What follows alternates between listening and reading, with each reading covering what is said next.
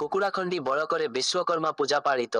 Kukudakhandi block କାର୍ଯ୍ୟାଳୟ ପରିସରରେ ଥିବା ବୈଷୟିକ ବିଭାଗ ତରଫରୁ ସୋମବାର ଦିନ କାର୍ଯ୍ୟାଳୟ ପରିସରରେ ମହାପ୍ରଭୁ ଶ୍ରୀ ବିଶ୍ୱକର୍ମା ପୂଜା ମହାସମାରୋହରେ ପାଳିତ ହୋଇଯାଇଛି।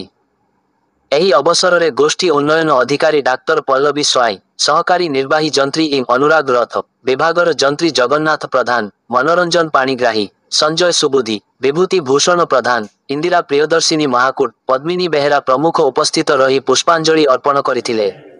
ଏହି ଅବସରରେ ଅନ୍ନପ୍ରସାଦ ଆୟୋଜନ କରାଯାଇଥିଲା। ଏଥିରେ ସନ୍ତୋଷ ଦୋରା, ପ୍ରଫୁଲ୍ଲ ସେଠୀ, କିରଣ ମହାନ୍ତି, ରାଜେନ୍ଦ୍ର ପାତ୍ରଙ୍କ ସମେତ ବହୁ କର୍ମଚାରୀମାନେ ସହଯୋଗ କରିଥିଲେ।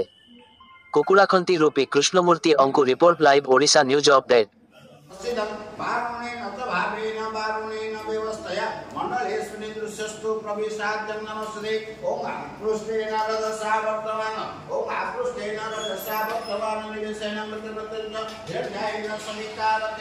देवधात्री भुवनं पश्यन् ओम आदित्यमाग्राय स्वाहा आदित्यमाग्राय आदित्यमाग्राय अधिदेवताय स्वाहा आदित्यमाग्राय अधिदेवताय आदित्यमाग्राय साधु प्रत्यादि देवताय स्वाहा आदित्यमाग्राय साधु प्रत्यादि देवताय ओम आवाहयामि जीवं जीवं सर्वं प्रभो पदधावस्थितं देहि पदधातु व्यवस्थितं